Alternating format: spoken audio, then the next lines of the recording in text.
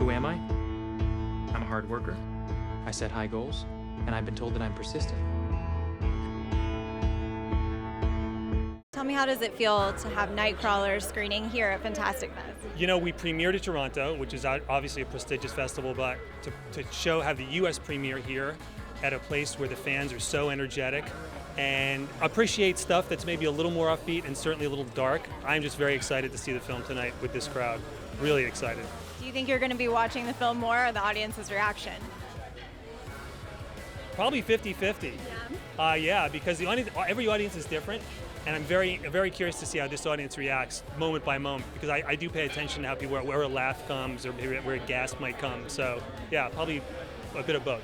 Very cool. And what initially attracted you to this script? The idea of these people who go around Los Angeles at 100 miles an hour with a dozen scanners blaring, trying to shoot tragedy and lurid images and selling it for a lot of money. I thought it was a really interesting intersection of art and commerce.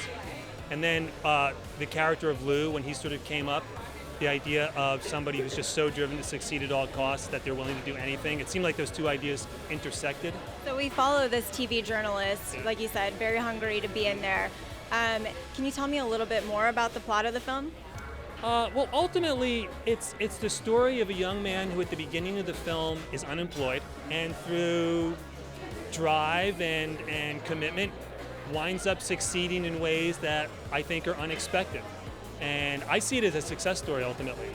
A dark success story, but a success story. It looks very cool. Yeah. And how was it having Jake Gyllenhaal portray your lead character? It kind of has like a blurred vision of what's real journalism and what's a crime. Well, Jake and I both embrace the idea that while the character is morally dark, that there's a humanity to him. And I think I certainly in the writing and Jake in the rehearsing and the acting, we were always looking for the human qualities, that he's a lonely character, that he's trying to connect with people, but he doesn't have the ability to, that he wants to succeed, which I think is a touchstone experience for many people. So there's qualities that, on the one hand, that you might be able to label him a sociopath, but hopefully there's other qualities that you might look at and identify with and perhaps even say, well, there's a part of me that's like that a little bit.